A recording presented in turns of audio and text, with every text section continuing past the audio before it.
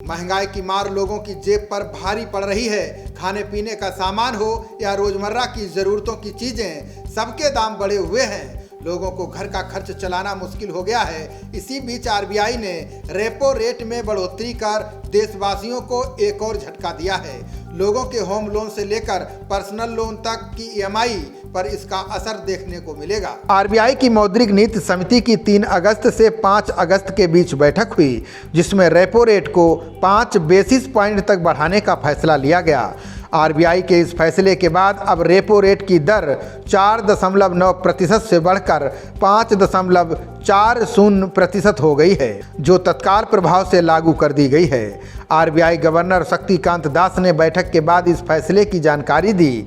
उन्होंने कहा कि भारतीय अर्थव्यवस्था स्वाभाविक रूप से वैश्विक आर्थिक स्थिति से प्रभावित हुई है।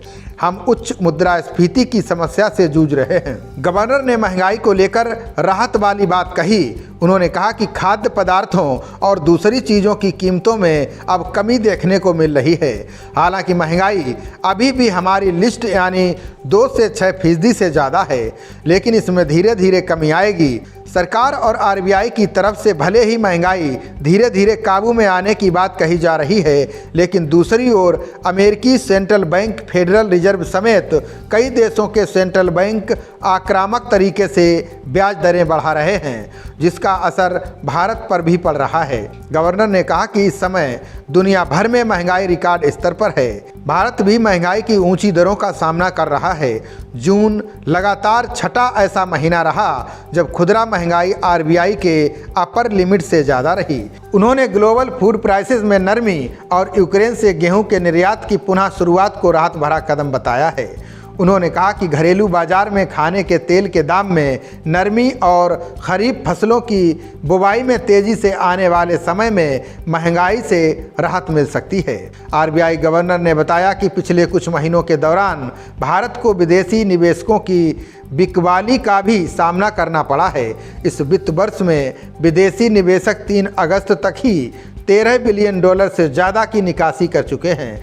उन्होंने बताया कि तमाम तथ्यों पर विचार करने के बाद मौद्रिक नीति समिति ने एकमत होकर रेपो रेट में बढ़ोतरी की है। बता दें कि आरबीआई बाजार में मुद्रा के प्रवाह को नियंत्रित करने के लिए रेपो रेट का इस्तेमाल करता है।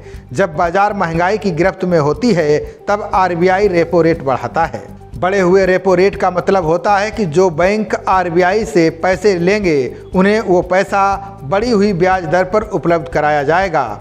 ऐसे में ब्याज दर बढ़ने से बैंक आरबीआई से कम पैसा लेंगे और बाजार में मुद्रा का प्रवाह नियंत्रण बना रहेगा। बैंक महंगे दर पर आरबीआई से लोन लेंगे तो वे महंगी दर पर आम लोगों को भी जारी करेंगे। इससे आम आदमी का ईएमआई महंगा होगा। इसको देखते हुए लोग लोन कम लेंगे और कम खर्च करेंगे। इससे बाजार में मांग घटेगी और पूरी प्रक्रिया से महंगाई को नियंत्रित करने में मदद मिलेगी। खबरों का सिलसिला जारी रहेगा। देखते रहिए जनप्रवाद। नमस्कार।